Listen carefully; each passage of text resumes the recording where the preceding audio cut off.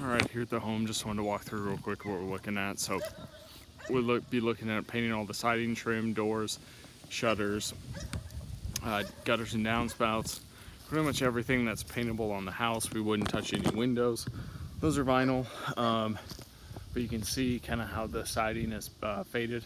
So we want to make sure we repaint that really well so we don't have that fading come back, and that's by using a higher quality paint.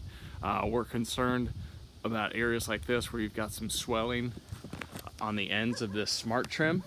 So we want to make sure we caulk those and then get paint into those cracks. So same thing along the top edge there.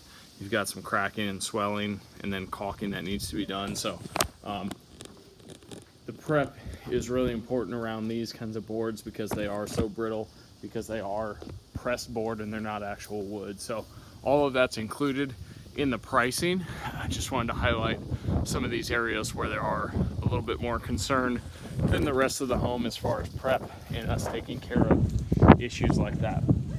Walk over to the right, you've got siding and trim. You've got a couple boards here that are cracked. I don't think they need to be replaced right now. We can caulk those up and they'll be okay. There's a couple other boards that are cracked. Like right below this window, there's another board that's cracked. But again, that can be filled, that can be caulked. But this board right here definitely needs to be replaced. This is about 12 foot board right there needs to be replaced. You can tell it's actually coming off of the home. So I have a separate price for repairing that board. Everything else can be fixed using caulking and sealing up the crack, because it's not actually coming out of place, it's just cracked. So then you've got the back of the home, 3 level. None of these joints have been sealed before, and I would recommend not doing that when we paint the house, leaving those unsealed, because that allows for the flexibility, and that causes that cracking that you have on the other side of the house on some of those siding pieces. By leaving them uncaulked, it allows for that not to happen. So I would recommend not caulking those.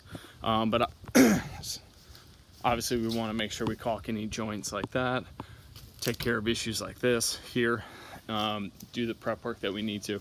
Same thing, doors, we'll paint upper and lower doors, siding up here, and then work our way around to the last side. You've got a little bit of siding over here, and then the garage doors over here. So that's pretty much it.